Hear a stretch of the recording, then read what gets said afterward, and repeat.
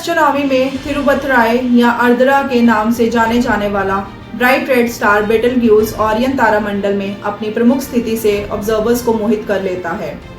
Japanese और Swiss researchers द्वारा किए गए हालिया शोध ने तारे के पल्सेशन पैटर्न्स पर प्रकाश डाला है। बेटलग्यूज पल्सेशन क्या है? बेटलग्यूज एक रेड सुपर जायंट स्टार है जो अपने जीवन के अंत के करीब है। ये रीजल के बाद ओरियन तारामंडल का दूसरा सबसे चमकीला तारा है। वैज्ञानिकों ने देखा कि 2019 के अंत में तारे की विजिबल सरफेस से एक बड़े हिस्से के उड़ जाने के कारण हुए एक दर्दनाक विस्फोट के बाद बेटलग्यूज रहस्यमय तरीके से मंद हो रहा था। बेटलग्यूज की चमक दो मुख्य कारकों के कारण भिन्न होती है: इसकी सतह के तापमान में परिवर्तन और इसके आकार में परिवर्तन। एक रेड सुपरजेंट के रूप में बेटलग्यूज की एक बहुत ही अस्थिर बाहरी परत होती है जो कन्वेक्शन और पल्सेशन के लिए प्रवान होती है।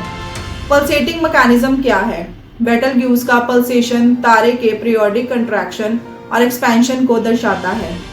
रिसर्चर्स ने बेटलग्यूज के देखे गए पल्सेशन की तुलना थ्योरेटिकल एस्टिमेट से की है जो दर्शाता है कि तारा अपने अंतिम कार्बन बर्निंग के चरण में है।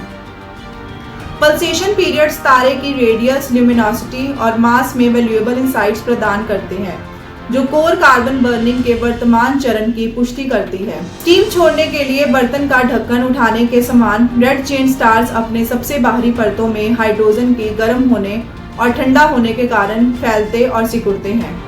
तारे के आउटर मोस्ट एनवेलप में ठंडा न्यूट्रल हाइड्रोजन होता है जो इंटीरियर से गर्मी को अब्सॉर्ब करता है, जिससे तारे का विस्तार होता है।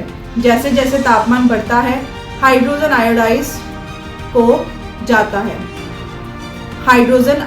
हो जाता है और अधिक गर्मी को अब्सॉर्ब कर सकता है, जिससे आउटर मोस्ट शेल का जोरदार एक्सपेंशन और इंजेक्शन होता है। इस प्रक्रिया की साइक्लिंग नेचर के कारण तारा समय समय पर मंद और चमकीला होता है, जिसे दूर से देखा जा सकता है।